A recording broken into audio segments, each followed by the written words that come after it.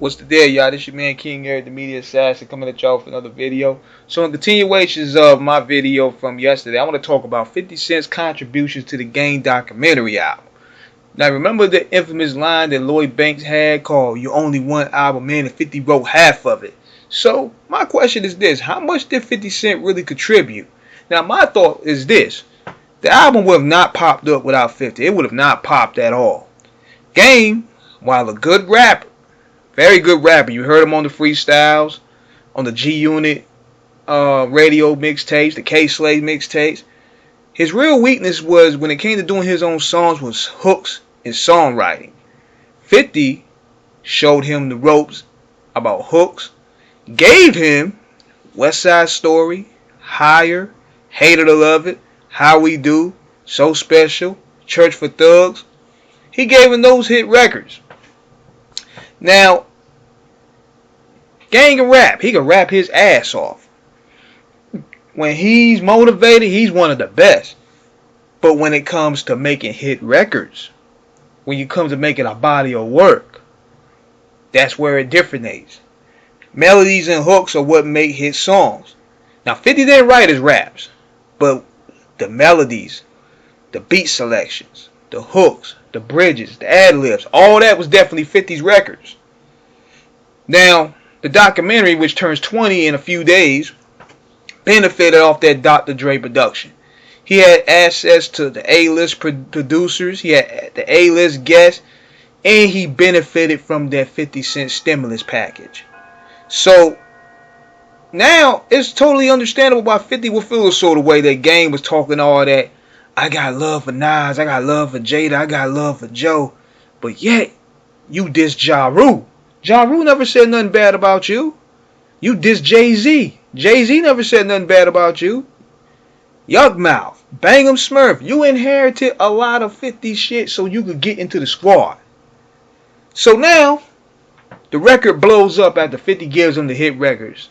We talk about Hated to Love It, How We Do on West Side Story. That's booming everywhere all over.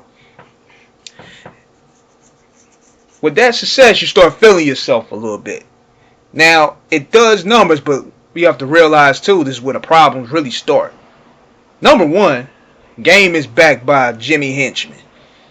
Jimmy Henchman and 50 do not get along at all. So, Henchman gets in the Game's ear.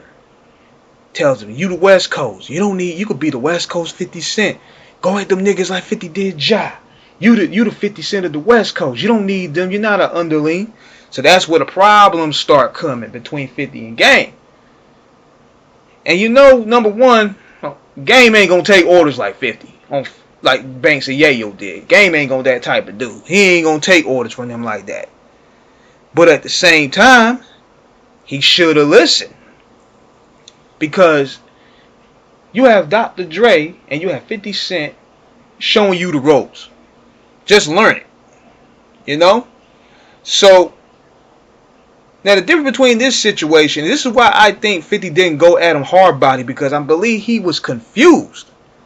Now being interacting with Game every day, he probably seen it. The bipolar shit that everybody starts seeing now for the past several years and throughout his career. 1 minute, he's showing you love. The next minute, fuck G Unit, eat a dick 50. Then 2 years later, yeah, you know what I'm saying? I apologize to G Unit, man. I'm trying to make this money, man. Being 50, we about to do big things together. We ain't trying to end up like Pac and Big. Then I was like, 50's probably seen that many times. And that's why he didn't take all those mixtapes and millions of disc records to him seriously like that. Now, if anything, I'm going to tell y'all what really did damage to 50's credibility was Jadakiss. When he went at Jadakiss, I already explained the Nas situation. Nas basically started that. But Jadakiss is a very light guy in the industry for the most part. Him and Fat Joe at the time, they both were very light guys. Those two don't really bother anyone. So, 50 was basically seen as a bully. And people didn't like it. So they cheered the Locks on. They cheered Fat Joe on. They cheered Nas on. Now with the Game, he already had a vendetta from the start. Jim Jones revealed that in the interview, saying that when I blow up, my album blow up, I'm gonna go at them niggas. That's the stuff I'm talking about. Now, in 50 Mile, it's like, damn, I gave you my hit records. I showed you the ropes on how to write songs. You benefited from my stimulus package. Pause. Now you going to war? So if anything, he was left befuddled like, I just helped this guy out. Now he going on to tell like he hates me. So, and then on top of that, he won't even ride with Jada against the dudes I'm going to beef with. Now if a nigga giving me his hit records to put me on the squad, hey look, this rap game is wrestling anyway, but right now I'm riding. Cause Dr. Dre left the dude on the shelf. 50 picked him up off the bench, put him on the squad, gave him the hit record, showed him the ropes how to write.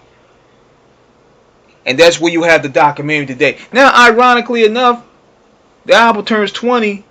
It's going to be hard for him to even tour off the album because he burnt bridges with damn near every nigga that worked with him. Mostly do his manager Wack 100. Now, on top of that, I seen this stuff today. You got Wack 100 going at Jim Jones. And I'm like, Jim Jones gave you your first break with Certified Gangsters. Put you on the New York set. And you just sit there and just let your manager just air him out. Like, really? But that's my thoughts about that, man. But let me know what you guys think. Subscribe, hit the like button. Peace.